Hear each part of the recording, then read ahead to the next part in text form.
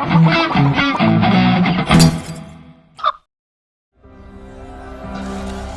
you try and rip the world apart,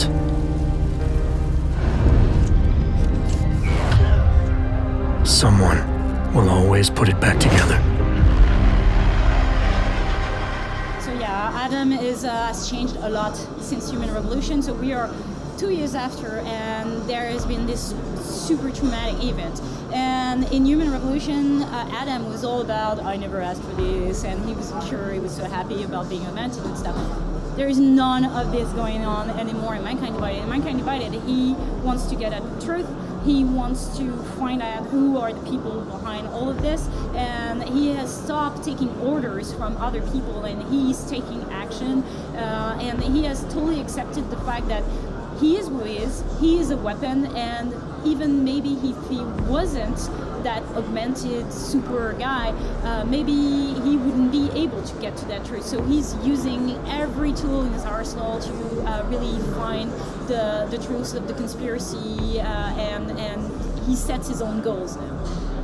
So the natural process, it's when you finish a game, when you ship it, there is, that there are things that you wished you had more time to do.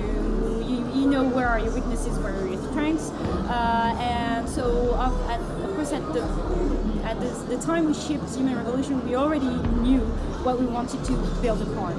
And once the feedback from the players came, it just confirmed what we were thinking, and so we looked at the things like, the combat, for instance, that was maybe not as satisfying as the stealth experience, or the boss fights, the choice and consequences, and we started thinking, okay, what can we make better? How can we improve on the pillars that we built with Human Revolution? So, we changing generation of console, we were getting ready for that, and we felt that we really needed to up the tech, especially on rendering, animation. So it was quite a natural process. Also, we didn't build from nothing. The Dawn engine comes from the Glacier 2 engine that IO Interactive uses for Hitman. So it was still an in-house technology that we took and built upon. And I think you can, totally see how much it has improved the rendering of the game.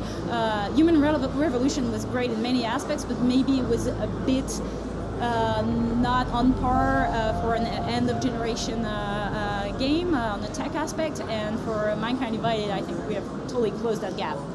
So actually the boss fight issue, we had already solved it before even Mankind Divided, because we reworked that for the director's cut of Human Revolution. We also, in the Missing Link, which was the DLC for Human Revolution, we already really, I think, addressed the boss fight issue. For Mankind Divided, we are totally in there, in the sense that whatever your play style, whatever you're investing in terms of augmentations, it's fine. You're gonna play however you want to play, and if the promise is you don't have to kill anybody, and bosses are people too. So if you're not killing anybody, it means you're not killing any boss. And I will go even further than that, is that in the fact that you could even completely avoid encountering any boss if you wish to, if you play the right way. I don't know if we're trying to send a message more than just ask a question, honestly, or at least push people to ask themselves the question. No, it's that's what sci-fi does, and cyberpunk. It's trying to hold a mirror to the state of the world, and also, we're doing a dystopian game. We are looking at the pessimistic side. I don't really think, I hope, that we're not going to get to a point where suddenly millions and millions of people are killed because some augmented people are hacked. We're still talking sci-fi and dystopian. But it's still an interesting question to ask, and people right now are thinking about it. There are ethics debates about transhumanism and what can we do, what we can do, how far can we go, what does it mean to be human, and at what point do you stop being human, and So it's just there. We're putting that question out there. I think that's important, but I don't think we are imposing an answer to that. That's for the players to decide. I don't know if it's a question of the game industry not being mature enough. Yeah, probably. I mean, people are still seeing game as, not entitled to tackle strong or mature subjects, and it's a tricky thing to do, honestly. And on that whole mechanical apartheid aspect, we really didn't mean to hurt or disrespect anyone. It really just completely made sense for us when we were building the setting and thinking about it. It wasn't, we weren't even reflecting current events, because we were back in 2011 and we were just thinking, okay, in the real world, if such a traumatic event happened, if millions of people died because of something, how would society react to it? And it was just, it happened, unfortunately, that some of the themes of the game became more and more actual.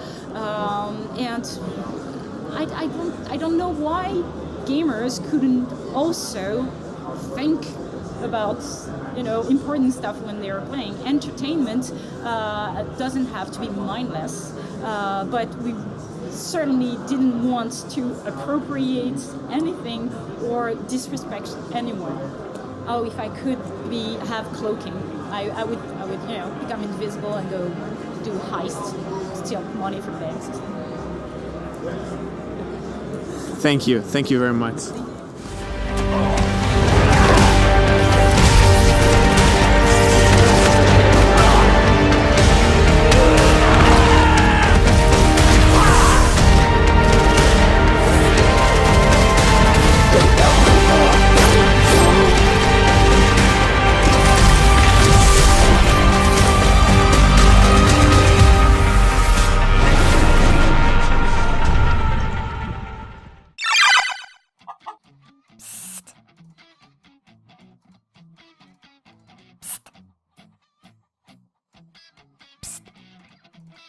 Psst.